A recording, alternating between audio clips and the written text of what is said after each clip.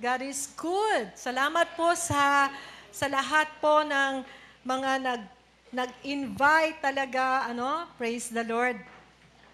At sige po, alam nyo na ang dami-dami kong natututunan sa quiet time natin. At alam nyo ang sabi ng Lord sa Mark 4:24, kapag tayo po ay nagsikap pa na unawain ang salita ng Diyos, alam nyo, lalong dadami ang pagkaunawa natin sa Panginoon. Kaya bukas na ba ang puso ninyo ngayon para sa salita ng Diyos? Amen. I want you to be excited. Amen. Mali. Ayan. Ayan, natatandaan nyo pa yung ating message nung last Sunday. It's about the unshakable faith. Amen. Palakpakan mo yung katabi mo. Kasi hindi siya na-shake. This week, nandito uli siya. Amen. Pinaglaban ang kanyang pananampalataya. Amen. Tuwang-tuwa ako sa message kasi ang pangunahing pagsasabi sa atin ni Pastor Manny ay napakarami nang nangyayari sa ating kapaligiran. Ang dami nang nangyayari sa ating pamilyang mga problema. Alam niyo yon, gera, and then sa atin kanina pinagpray natin yung tagtuyot, na habang may tagtuyot dyan, dito naman, La Nina, El Nino, and wag nating sabihin po na hindi natin to nararamdaman, tayo wala. In effect, a little later, mararamdaman po natin lahat yan. Apektado tayo ng lahat ng nangyayari sa mundong ito. Amen po ba? Amen. Kaya natutuwa po ako sa Panginoon na yan po yung sinasabi niya, magkaroon tayo ng unshakable faith. Kapag ikaw ay tumanggap ng faith na yan, hindi ka masishake. Ngayon ang tanong, meron ka bang ganyang faith? Okay? Actually, may tanong ako sa umagang ito, sabi ng asawa ko, bababa ka na naman? Para sa tanong na yan? Sabi ko, hindi na. Kasi ang tanong ko sa inyo, ano ang faith mo ngayon? Okay? Ba't ka narito? Anong inaasahan mo? Yan ang faith no? Meron kang inaasahan. Okay? Kaya, church, ano ang faith mo ngayon? Okay. Alam niyo po ba nang tayo ay nakipag-isa kay Jesus? Amen? Mahalaga po yun, nakipag-isa. Okay, na born again. Yun ang ibig sabihin po ng na born again. Nakipag-isa na po tayo sa Panginoong Jesus. Hindi po tayo nagkaroon ng another kind of religion, kundi nakipagrelasyon tayo sa Panginoon. Amen? Sino po dito ang sumasamba, umaawit dito na asit katabing-katabi niya lang ang Panginoon na talagang inaabot niya ang kanyang pagsamba at alam niyo naman ang Panginoon natin nakatingin sa puso natin. Amen? The Lord is here. Amen? At talagang ang ating journey bilang isang Kristiyano ay it is a journey of faith. Okay? Tayo po ay lumalakad, namumuhay by faith. Sabi niyo, by faith. Not by sight. Okay? Sabing gano'n sa 2 Corinthians 5:7 yan. Hindi ayon sa mga bagay na nakikita natin. Dati gano'n tayo. Nung hindi pa tayo nakikipag-isa kay Kristo, nabubuhay tayo ayon doon sa ating nakikita, nararamdaman, naiisip, at kung ano-ano pa. But now na tayo ay nakipag-isa na kay Kristo, tayo ay nabubuhay by faith. Okay. Hallelujah. Ang ibig sabihin niyan, we live today according to the Word of God. Amen. Kaya, huwag po kayong magagalit sa akin kasi lagi kong tinatanong, Jana, anong verse yan? Yung ginagawa mo, anong verse yan? Kasi, yun na po talaga yung buhay natin. Diba? We live according to God's Word and His promises. Nabubuhay tayo sa pangako ng Panginoon kahit na hindi natin nakikita ang ating Diyos. Amen po? Amen. Sino po ang naniniwala na nandito ang Diyos na, kahit hindi niya nakikita? Amen. Nandito siya. Kasi nararamdaman natin at maririnig pa natin siya. Alam na alam niyo, ay, ako atang kinakausap. Oo, ikaw. Kasi nandito ang Panginoon para kausapin ka. Ngayon, naku, sayang naman kung di natin bubuksan ang ating mga puso. Amen? Meron siyang sasabihin sa atin kasi nga, we only relate with God by faith. By faith. Intensyon talaga ng Panginoon na magtiwala muna tayo sa Kanya at manampalataya sa Kanyang mga salita bago natin makita. Oo nga, ang mundo sasabihin, to see is to believe. Ay, makita ko muna kung totoo yan. Pero pag wala akong nakikita, hindi muna ako maniniwala. Baliktad po sa lahat ng nakikipag-isa kay Kristo. To believe first is to see. Amen? Pag nanampalataya ka, pinaniwalaan mo yung sinabi ng Panginoon, hinakbangan mo ang salita ng Diyos, sabi mo, oo nga! Nakita mo, totoo yung salita ng Diyos. Nangyayari. Okay? And so, the Bible makes it's clear. Alam nyo, ang ganda-ganda ng verse na to. Basahin natin lahat. 1, 2, ready, go. Hindi makapagbibigay lugod sa Diyos ang taong walang pananampalataya. Dahil ang sinumang lumalapit sa Kanya ay dapat maniwalang may Diyos at nagbibigay siya ng gantimpala sa mga taong humahanap sa Kanya. Gusto ba nating ma-please si Lord? Mabigyan natin siya ng lugod. Mapangiti natin si Lord. Amen. Paano daw? Pag tayo ay nakakitaan tayo ng Lord ng pananampalataya. Okay? Ang taong walang pananampalataya, hindi makakapagbigay lugod sa Diyos. Okay? Dahil totoo siya. Sino mang lumalapit sa Kanya, ay dapat maniwalang may Diyos. Sabi mo, may Diyos. May Diyos naman talaga. At nagbibigay siya ng gantimpala. Okay? Sa lahat ng mga taong humahanap sa Kanya, I want to believe, naniniwala po ako na kaya ka nandito, hinahanap mo ang Diyos. Sinet up ka ni Lord sa totoo lang. Pinaparso ka kasi ni Lord. Maaring pinilit ka ba? Or ano ba? Nahiya ka na lang? Sige na nga, aten na ako. Katulad doon sa kawit. Merong 3 umaten, mga kamag-anak ko. Ako, tatlo. Sabi niya, kasi yung hiya na ako kay Tess eh. Invite ng invite. Siguro nakasampung invite na. Napa-attend na tuloy sila. Pero hindi nila alam, sineset up sila ng Lord. Mahal sila ng Panginoon. Amen? Mga kapatid ko, ang ganda, no? Pag hinahanap mo ang Panginoon, gagantimpalaan ka niya. Hindi kayo excited doon? Oo, pag uwi nyo dyan, at gano'n naman ang intensyon nyo dito, gusto kong hanapin si Lord. Abay, uuwi ka talagang meron kang tinanggap sa Panginoon. Ang ganda uli na sinabi ni Sarah kanina. Sarah, sabi mo, kung si Mayor nga, ang hirap-hirap, papuntahin dito. No, anniversary natin. Parang gano'n, no? Oo nga, no? Pero si Lord, the King of Kings and the Lord of Lords, nandito, andito na siya. No, talagang hallelujah. Kaya tayo naman po talaga nasa atin ang bola. Kung tayo ba'y excited sa Kanya. Amen? Amen, mga kapatid ko. So, mahalaga na sinisik natin ang Panginoon. Hindi lang dahil may reward, kasi alam nating nakikinig ang Diyos. Alam nating sumasagot ang Diyos sa ating mga panalangin. Amen ba? Alam ng Lord yung dinadasal mo sa Kanya. Simple. Amen. Ako nga nung Friday, ba yun, tuwang-tuwa, simple lang yung, sabi ko, ay Lord, sana magkaano kami ni Pastor Manny, kasi paalis na si Pastor Manny. Text-text na lang kami. Pero nung paglabas namin ng asawa ko sa kalye, siyang pagdaan ng kanyang van. Tinigilan niya kami at talagang nakapag-hug-hug pa kami. Ganun. Parang, tuwan-tuwa ako sa Panginoon. Sabi ko, Lord, ang galing-galing mo naman. Tiyempon-tiyempo. Siya talaga lahat ang nag-aayos ng Di ba, no? Kaya sabi ko, sobering ka talaga, sober. Ganun ako kay Lord, no? Tuwang-tuwa ako sa Panginoon. Hallelujah. So, mga kapatid ko, tandaan nyo to, it is true faith that we maintain a relationship with our God. Kaya napakahalaga ng pananampalataya.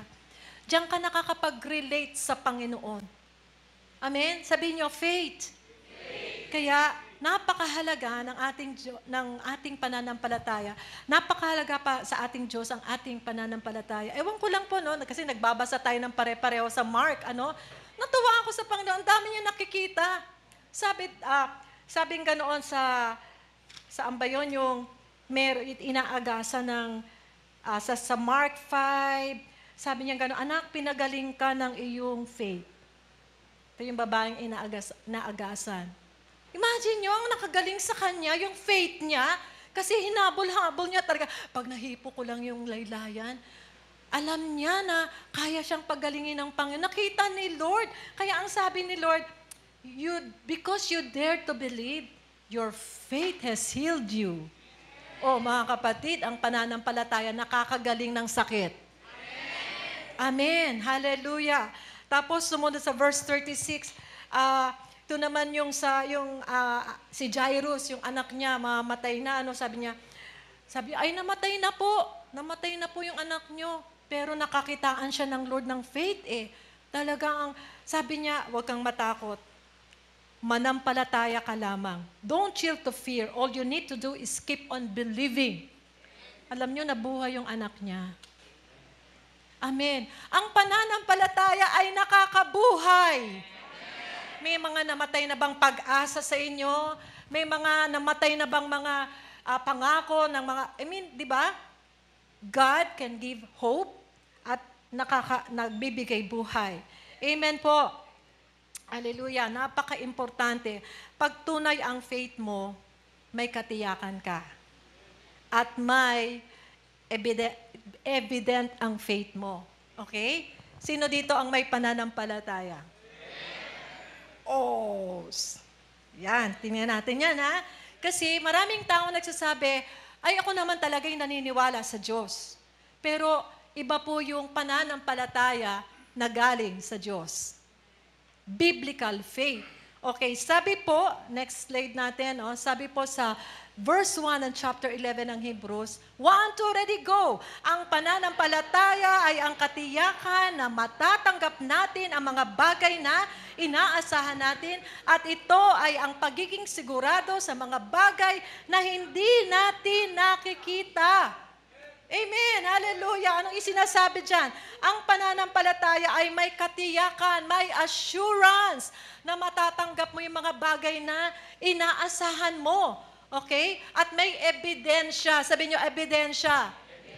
Merong pagiging sigurado na totoo yan kahit hindi mo nakikita. Amen? Ang ibig sabihin lang yan, ang pananampalataya ay nakabase sa assurance na ang Diyos mo at ang Diyos ko, mahal ka at kaya niyang gawin ang lahat. Makapangyarihan siya. Amen? At mahal ka niya. At ang ebidensya niyan ay ang kanyang salita.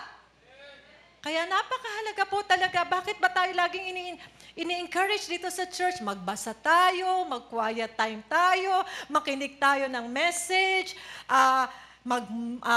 mag-memorize, alam niyo yun, puro Word of God.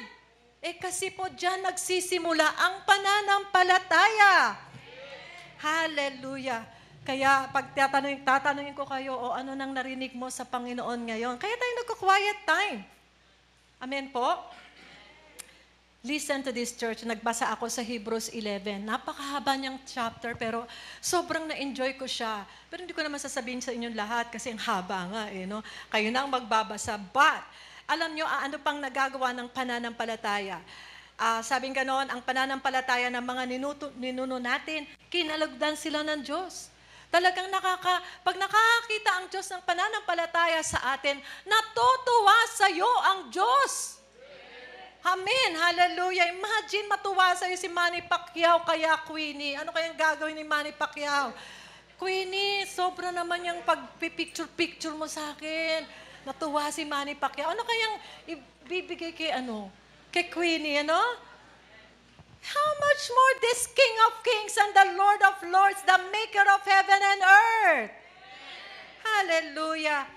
Dahil sa pananampalataya, ang lahat ng nakikita natin dito, buwan, bundok, hayop, halaman, everything. Nagawa lang yan sa pamamagitan ng salita. Tandaan nyo, tayo po, we are created in the image of God. Kaya yung salita mo, makapangyarihan. Ingatan mo yan kung anong sinasabi niyan. Nangyayari kasi. Okay. Sabi ng iba, ay, kakainis. Sabi ng spirito ng inis, oy, tinatawag tayo. Ayan, inis na inis ka na talaga. Okay? Yung talagang may taong iniinis ka, ang sabi mo, praise the Lord. Thank you, Lord. Oh, papasok pa. Hindi na makaka-entra yan sa atin. Church, very powerful po. Praise the Lord. Thank you, Lord. Subukan niyo po. Kahit yung mga pulis, yan po ang itinuro ko. Lagi silang lagi silang nag-ano sa mga compliance nila. Talaga nahirapan sila. Sabi ko, ganito lang yan, praise the Lord. Alam nyo, they saw the power. Alam na nila yan. Tanungin nyo kung anong natututunan nila. Praise the Lord. Thank you, Lord. Nawawala yung kanilang stress. Amen po. Salita, mahalaga. Amen. Okay.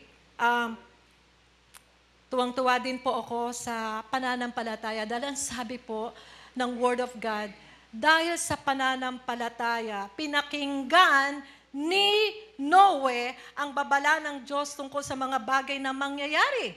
Kahit hindi pa niya nakikita. Kaya gumawa siya ng isang barko para mailigtas niya ang kanyang sarili at ang pamilya niya. At sa pananampalataya niya, hinatulan ng mga tao sa mundo. Pero itinuring siyang matuwid ng Diyos. Alam niyo si Noah, binigyan siya ng babala ng Panginoon eh. Wala siyang idea kung anong mangyayari. Basta ang sabi ng Lord, itong mangyayari, magkakaroon ng delubyo, parang ganon. Hindi pa nangyayari yung, di ba sabi bang, hindi pa nga naulan noon eh. Walang ulan noon, walang baha, hindi pa uso ang baha. Wala siyang idea. Pero anong ginawa? Dahil nagsalita sa kanya ang Panginoon, pinakinggan ni Noe ang babala ng Diyos. Okay? Kaya gumawa siya ng barko. Ilang taon niyang ginawa yan? 120 years. At habang ginagawa ang barko, okay, ay nangangaral siya. Uy, may darating na parusa. Bumalik na ka sa Panginoon. Pipreach pa siyang ganyan. Pero, walang nakinig sa kanya. 8 lang sila na nakapasok sa barko. Okay po ba? That's faith. Napakinggan mo, tapos, ano yun? Gumawa ka. Hear and obey. That's the simple meaning ng faith. Hear and obey. Okay. Kaya anong nangyari sa kanila? Sila po ay nailigtas. Okay. Tanungin ko kayo, mga kapatid ko, sino po ang nakadaan na sa verse na ito? Sa Luke 21, verse 36. Ay, di makita. Sorry. Kaya, sabi po dyan, kaya maging handa kayo sa lahat ng oras. Si Jesus po ang nagsasalita dito. Palagi kayong manalangin upang magkaroon kayo ng lakas na mapagtagumpayan ang lahat ng mangyayaring kahirapan. At makatayo kayo sa harap ng anak ng tao nang hindi napapahiya. Alam nyo, pinaalala sa akin ng Lord yan. It's just the same ng pagbibigay ng babala ni Lord kay Noe. Sabi ko, Lord, parang pareho. Sinasabi mo sa amin ngayon. Di ba? Maging handa sa lahat ng oras. Palagi kayong manalangin upang magkaroon kayo ng lakas na mapagtagumpayan ang lahat ng mangyayaring kahirapan at makatayo kayo sa harap ng anak ng tao. Alam nyo, favorite verse ko po to Luke 21:36, pero pinaalala sa akin ng Lord na parehong-pareho ang babala. Tama ba? Pareho ba ang response? Pareho ang babala, ano? Matanong ko, pareho ba ang response natin? Naniniwala ba tayo sa sinabing yan? Kung naniniwala tayo, gagawin natin na tayo ay nagbabantay, handa tayo at laging nananalangin. Mga kapatid ko, ang sigaw, no? Ang sigaw ng Panginoon ngayon, mag-level up tayo sa panalangin. Makinig tayo, mga kapatid ko, dahil sinasabi po dyan, hindi po natin kakayanin pag hindi po tayo sumunod sa kaparaanan ng Panginoon. Kaya pala, ang panawagan natin, mag-family altar. Attend po kayo ng prayer meeting. Punta po kayo sa cell group. Doon kayo magpipray. Huwag tayong magsawa ng panalangin. Pag hindi tayo nananalangin, hindi tayo nakakapagbantay. Hindi na natin nalaman kung sino yung pumasok sa ating pamilya at nagnanakaw na pumapatay ng wawasak ng buhay. Mga kapatid ko, I pray that how Noah ay nag-response sa the same babala, ay ganun din ang gawin natin. Pinakinggan at ginawa. Amen po? Amen. That's faith. Kaya tatanungin ko kayo, anong faith mo ngayon? Amen? Hindi po tayo religion eh. Anong faith mo ngayon? Anong ginagawa mo ngayon? Anong ginagawa nyo ngayon na dalawa ng Panginoon? Amen po?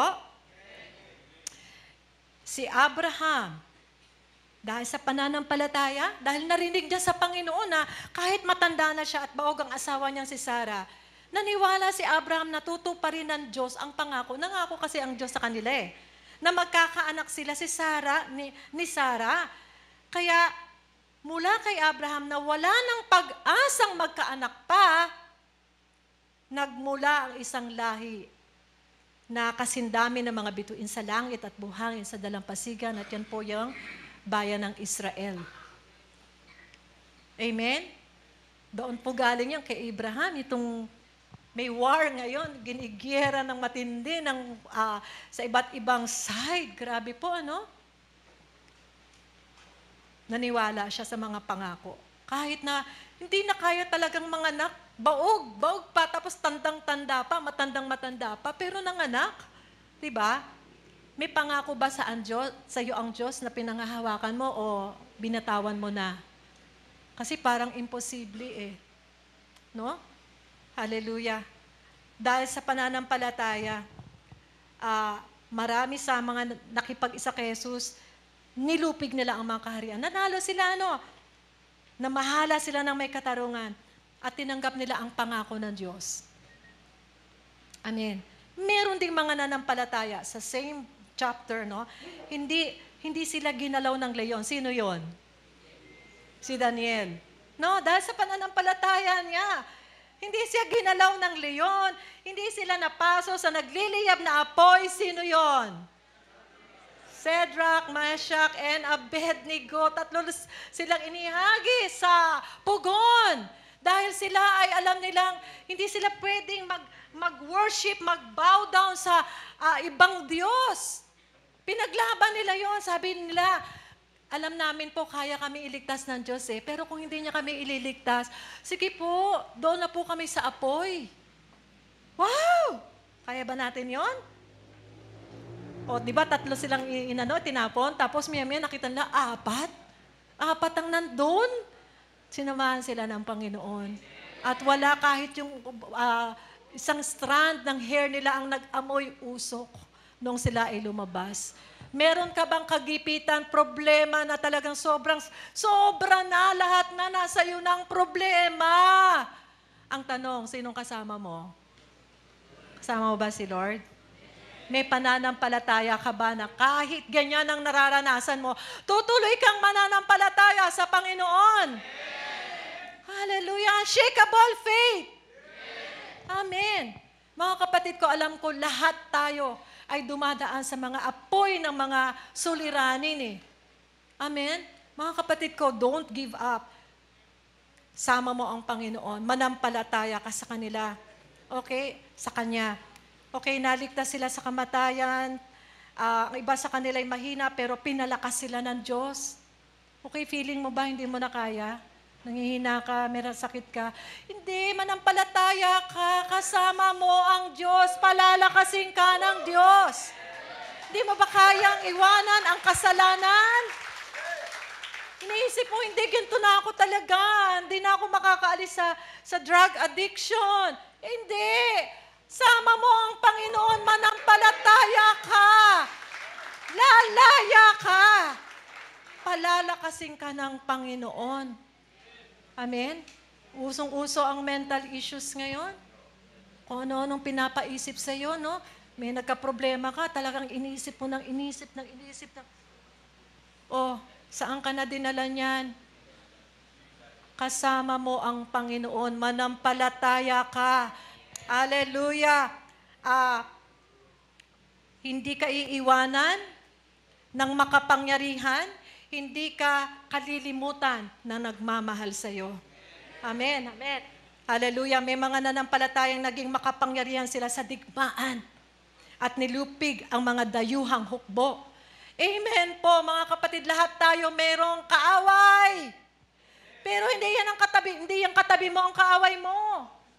Hindi yung mga asawa mo, hindi yung anak mo, ang kaaway mo, ang kaaway natin ay ang dyablo. Amen? Siya ang labanan natin, okay?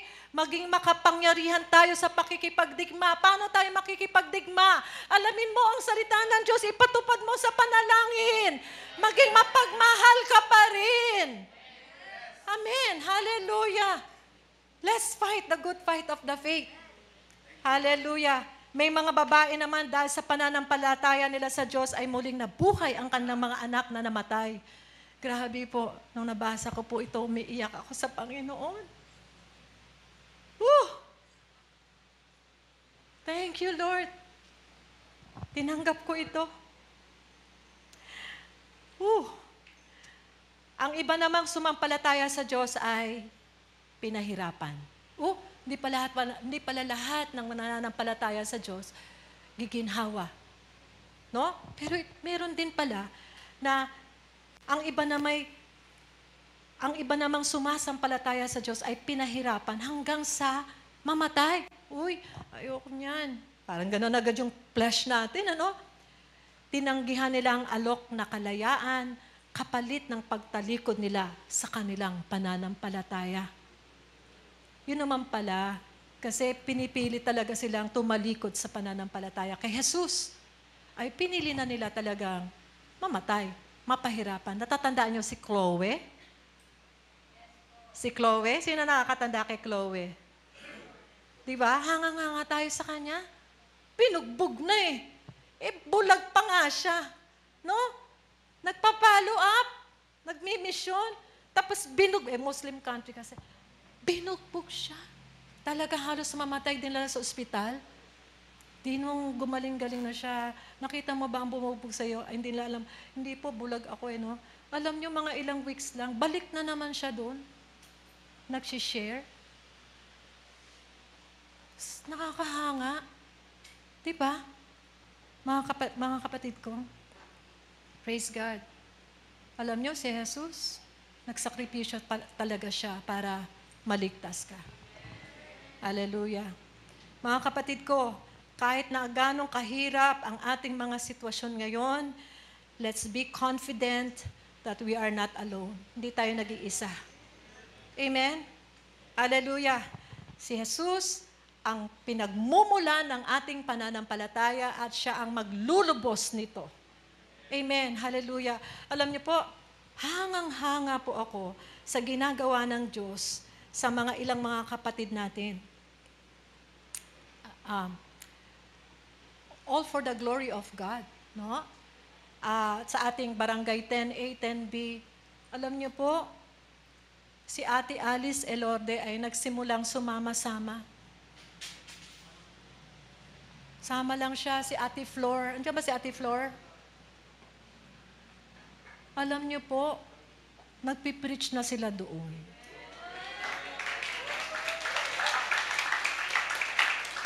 Palakpakan po natin ang Panginoon kasi, wow! Kaya nyo yon, mga kapatid ko, that should be a lot of challenge to us. Alam natin si Ate Alice ay a person with disability, pero kumikilo siya na parang wala. Amen? Dahil may pananampalataya sa Panginoon. Alam na alam ko ang buhay in a way ni Ate Alice, mahirap. Mahirap talaga. Pero nagpapasya siyang magpatuloy sa Panginoon. Amen? Mga kapatid ko, alam niyo, bukas na bukas ang Barangay 10B. Si Kuya Dong lang po ang napunta doon. Baka naman merong ibang pwedeng pumunta rin at samahan ang army na yan. Amen? Ang dami po kailangan doon ng Panginoon. Amen? Hallelujah!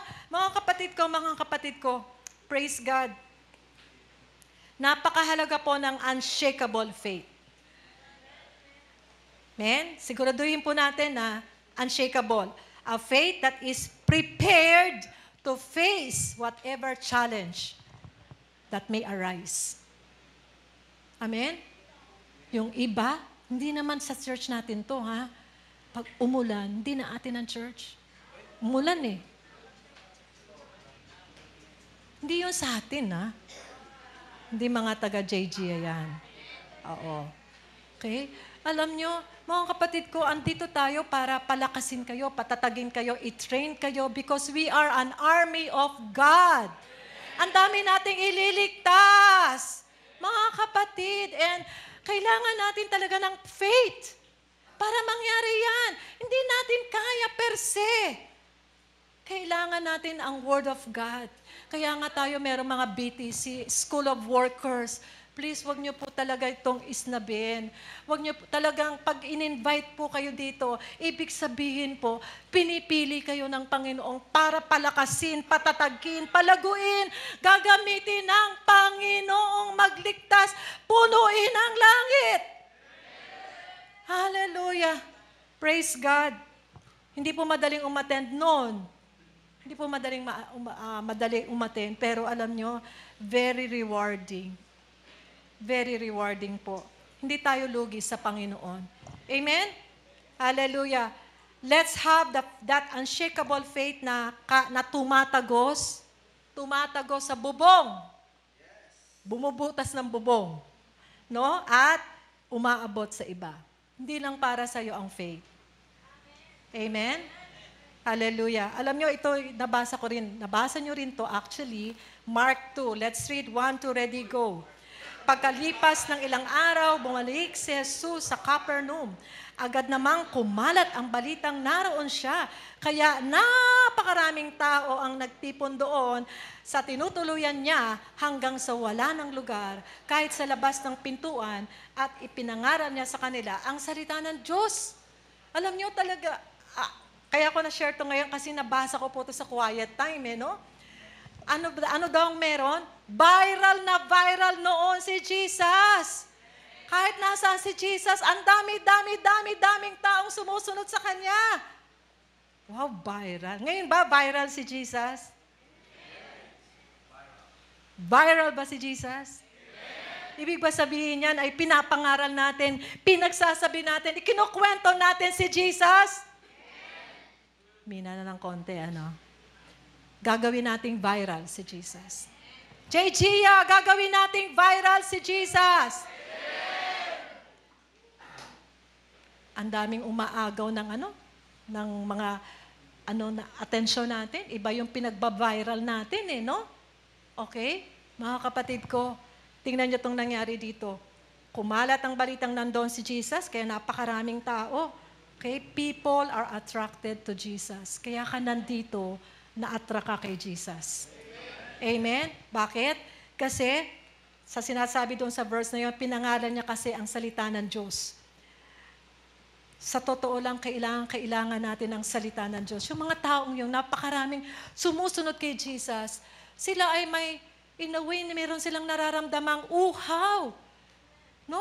Nauuhaw sila na for something na hindi nila maintindihan at natatagpuan nila yan kay Jesus. They are refreshed kapag naririnig nila ang pangangaral ni Jesus.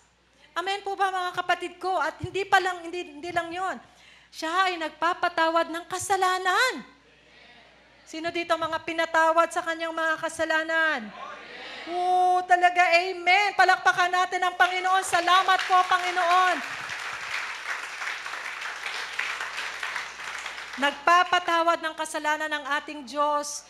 Talagang gusto niya tayong mapagharian ng Diyos. Sino bang naghahari sa iyo? Sarili mo pa ba? Ang Diyos, ang isang tao, ang isang bagay, ang isang addiction. Ang paghariin natin ay ang paghahari ng Diyos. Amen. At ano pang sinasabi ni Jesus? Binibigyan niya sila ng pag-asa sa buhay na walang hanggan. Pagkatapos natin dito sa earth, saan ka pupunta? Siguraduhin po natin, at dito sa church natin, sinisiguro natin kung saan tayo pupunta. Importante ka, hindi ka pwedeng mapahamak sa apoy ng impyerno. Pero ikaw ang magpapasya niyan. Amen po? Hallelujah. Alam nyo, yung mga taong yung sumusunod kay Jesus, meron silang natatanggap that refreshes them. Okay? May uhaw sila, mga kapatid ko. Si Max Lucado, isa po siyang pastor at author, ang sabi niya, kung ang greatest need ng tao ay information, ang ipinadala marahil ng Panginoon ay isang educator. Kung ang talagang greatest need ng tao ay technology, ang tiyak na ipapadala ng Panginoon ay isang scientist. Kung ang greatest need ng tao ay pera, pera, for sure na ipapadala niya ay isang economist. At kung ang greatest need talaga ng tao ay pleasure, okay? Tiyak, ang ipapadala niya ay isang entertainer. Pero, sabi niyo, ang greatest need ng tao ay kapatawaran sa kasalanan. Kaya ang ipinadala niya ay tagapagligtas. Si Jesus. Amen. Thank you, Lord. Kaya ang tanong, sa lahat itatanong ko to, tinanggap mo na ba si Jesus bilang Panginoon at tagapagligtas mo? Napakahalaga. Tagapagligtas. Amen? Kapag hindi mo pa ginagawa yan, you will never be satisfied. Ang maraming tao napahamak kasi mayroong something na hinahanap sila. Kung saan-saan nila hinahanap. Alam niyo yun, ganon? It's Jesus ang makakapag-satisfy sa atin. There is no satisfaction na makikita tayo sa pera. Kailangan ng pera. Hindi ko naman sinasabing huwag na kayong magkaroon ng pera. Maganda nga yun, may pera ka na, may Jesus ka pa. Diba? Pero kung perang-pera lang ang meron ka, hindi makakasatisfy yan sa'yo. Okay? Fame, success, trabaho mo. Pa yung iba dyan hindi na natutulog. Dahil sa trabaho, hindi nakakabigay ng satisfaction. Pagkasama si Lord. Okay? Mahalaga po yun eh. Work, talent, o religion. Ako'y dating may religion eh. Kaya lang, may kulang pa rin. Tabing simbahan kami noon eh. Tabing simbahan. Naglilingkod kami doon. Pero bakit may kulang? It's not religion ang makakapag-satisfy sa atin. Amen ba, mga kapatid ko? You must meet with Jesus. Amen? And speak to Him personally. Mahalaga na makilala mo ang Panginoong Jesus ng personal. Amen. Aba, nung nangyari yan sa akin, malay ko ba dyan? Malay ko ba dyan sa born again na yan? Wala akong alam. Ang alam ko lang na parang nakilala. Sabi ko, ba't alam niya ang buhay ko? Ay, ganun pala ang gagawin ko. Parang naramsam ko, ay, hindi na ako nag-iisa. Alam niyo yon? Wala pa ako masyadong alam, pero meron akong karanasan sa Panginoon. Na-meet ko ang Panginoon. Hallelujah! Praise God! Ito pa, meron pang isa. Si Blaise Pascal. Si Blaise Pascal, ang sabi niya, there is a God-shaped vacuum in the heart of every man which cannot be filled by any created thing, but only by God, the Creator, made known through Jesus Christ. Amen.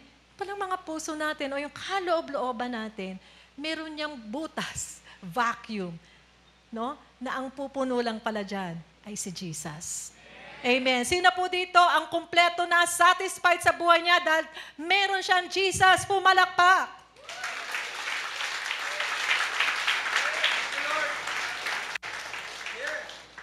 Mga kapatid ko, people need the Lord. People need the Lord. Hallelujah. Kaya yung mga guests natin dito, mahal na mahal po kayo ng Panginoon. Di po aksidente na nandito kayo dahil gustong iparating sa inyo ng Panginoon na mahalaga kayo sa Kanya. Mahal na mahal kayo. Naririnig niya ang mga dalangin ninyo. May nagmamahal, may nagmamalasakit sa inyo. Amen. Mahal ka ng Panginoon kahit na sino ka pa. Amen. Praise God. People need Jesus, not substitutes. Amen. So, mga kapatid ko, tuloy natin yung kwento. Ito yung kay Jesus, no? Habang siya ay nangangaral, may mga taong dumating kasama ang isang paralitikong nasa higaan na buhat-buhat ng 4 na lalaki. Dahil sa dami ng tao, hindi sila makalapit kay Jesus. Kaya binutasan nila ang bubong sa tapat ni Jesus at saka ibinaba ang paralitikong nakahiga sa kanyang higaan. Next. Dito nung usap sa akin ng Lord nung habang dumadaan ako dyan. Nang makita ni Jesus ang kanilang pananampalataya, sinabi niya sa paralitiko, "Anak, pinatawad na ang iyong mga kasalanan." Alam niyo, nag-speak talaga sa akin yan. Nang makita ni Jesus ang kanilang pananampalataya. Yun pala lagi ang gustong hanapin o makita ng Diyos sa atin. Faith. Pananampalataya. Amen? Anong nangyari dyan? Hindi lang, actually sa susunod pang mga verses, hindi ko na isinulat. Basahin nyo na lang. Hindi lang siya pinatawad sa kanyang mga kasalanan. Itong paralitikong ito, kundi gumaling pa siya. Dumaan sa bubong, lumabas sa pinto, naglalakad na. Amen. Palakpakan natin ang Panginoon. Anong matututunan natin sa mga verses na yan? Yung paralitiko, may mga kaibigan. Salamat. May kaibigan ka ba? Pasalamatan mo ang Diyos, may kaibigan ka. Hallelujah. Itong paralitiko na ito, naintindihan ko noon pala uso na yung mga stroke. No? Ngayon ko lang naintindihan. Kasi tagal ko na binabasa yung paralytic is na-stroke. Di ba, no? Na-stroke. Meron silang, itong paralytic na to may kaibigan. At antindi itong mga kaibigan. Itong mga kaibigan na to, narinig nila, darating si Jesus. Or, Jesus is in the house. Uy, dalhin natin itong kaibigan natin. Alam natin, mapapagaling dito. Mapapagaling nito si Jesus. Mapapagaling to ni Jesus. Amen? Hallelujah, mga kapatid ko. They believe that Jesus is in the house. Kayo ba, naniniwala kayo? Jesus is in the house today? Amen? Are you sure? Kapag nandito ang Panginoon, may ginagawa siya. Sa mga bukasang puso, sa mga nananampalataya sa Kanya. Amen po? So, mga kapatid ko, kaya naging determinado ang 4 na kaibigan ng paralitikong ito na dalhin talaga itong kanilang kaibigan. At grabe po, wala silang masuungan. Sobrang dami nga ng tao. Hindi sila nag-give up. Ay, wag na nga. Daming tao. Paano ba na tayo papasok dito? Pero hindi sila na doon, kundi talaga nag-isip sila. Gustong-gusto talaga nilang ilapit sa Panginoon. Binutas nila ang bubong. Amen? Kakaiba yun, Kakaiba na yan. And then, praise God. Yun yung nakita ng Panginoong Jesus. Binutas ang bubong para ilapit kay Jesus. Yun yung sinasabing nang makita ni Jesus ang kanilang pananampalataya. Kayo ng pananampalataya, doon sa may sakit o doon sa kaibigan? Kaibigan no? Aba, pwede palang ganon. Kahit hindi nananampalataya yung may sakit, yung nagdadala sa kanya. Hallelujah! May nakikita bang pananampalataya ang ating Diyos ngayon? Yung pananampalataya niya, yun ang nagbigay ng himala, after himala, Amen? Napakahalaga ng pananampalataya dahil diyan nakakagawa ang Panginoon sa ating mga buhay. Anong sitwasyon mo ngayon? Anong sitwasyon mo ngayon? Kulang ka ba? Kulang ka ba sa pera? Galit ka ba? Okay? Na-offend ka ba? Nag-aaway ba kayong mag-asawa? May tumutukso sa'yo? O nahulog ka na sa tukso? No? May sakit ka ba? Wala kang peace. Anong kalagayan mo? Alam niyo ng Panginoon. Mga kapatid, napakahalaga po talaga na meron tayong pagkakilala sa Panginoon.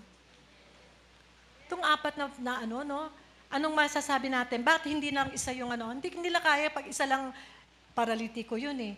There is a community effort. There is a collaborative effort. Nagtulong-tulong sila. Amen ba? Nadalhin talaga. Mga kapatid ko, kaya dito sa ating church, kailangan natin ng isa't isa. Hindi pwede dito, yung loner. Lagi nating sinisigaw dito, cell group, cell group, cell group. Kasi dyan ka tutulungan, dyan ka papanalangin, dyan ka talaga mapagpapala, dyan ka lalagog, dyan mo mararamdaman na mahal ka. Sabihin nyo, cell group. Yes. The same principle applies doon sa nakita natin doon sa mga apat na magkakaibigan na dinala ang kanilang kaibigang may sakit. Lahat tayo may kahinaan. Lahat tayo nangangailangan sa isa't isa. Amen? Alam niyo po ba, kahit papaano, may mga patotoo tayo. May mga all glory to God. Meron sa tulong-tulong talaga na ipagawa natin ang bayang isang kapatid natin. Amen. May isang cell group dito talaga na napapunta sa kanyang isang pamilyang sobrang problematic. Grabe po. Alam nyo, tinulungan, pinag-pray, pinagtyagaan, tinulungan. Ngayon, okay na yung pamilyang yun. Ibang klase, mga kapatid ko. Etc. Magtyaga po tayo, makinig po tayo. Amen po ba? We do not have to carry the burden alone. Amen? Ang isang blessing mo, okay, ay yung maging bahagi ka ng isang church. Maging bahagi ka ng isang cell group. Blessing yan. May magpa-follow up sa'yo pag nawawala ka. Amen? Mga kapatid, may magpapaalala sa'yo pag mali ka na. Amen? Hallelujah. So, mga kapatid ko, ulit, forgiveness is the greatest need of mankind. Kaya mahalaga na masabi natin ito sa iba. Ang tanong ko, last question ko na po, meron ka bang dinadala sa Panginoon? Meron o wala? Huwag nyo nang sabihin sa akin. Sabihin nyo sa Panginoon. What I mean, are you concerned about others? Ang daming nangangailangan sa Panginoon. Tayong lahat dito ay napagpala na. Amen. Sa umpisa, tutulungan, pero hindi laging tutulungan kasi lalakas ka, pagpapalain ka dito, tutulong ka na rin. Amen. Sabi nga, ang buhay ko kay Kristo ay paganda ng paganda, pasaya ng pasaya, paggaang ng paggaang, at payaman ng payaman. Mga kapatid ko, magagalit sa inyo si Joseph pag hindi pa kayo, di ba? Yun ang lagi niya sinasabi ng batang to.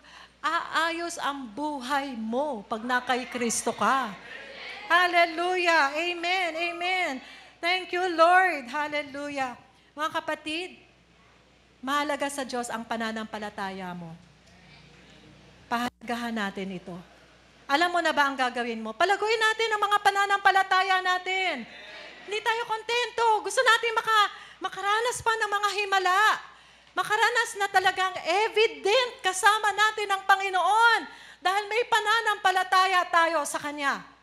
Amen po. Hallelujah.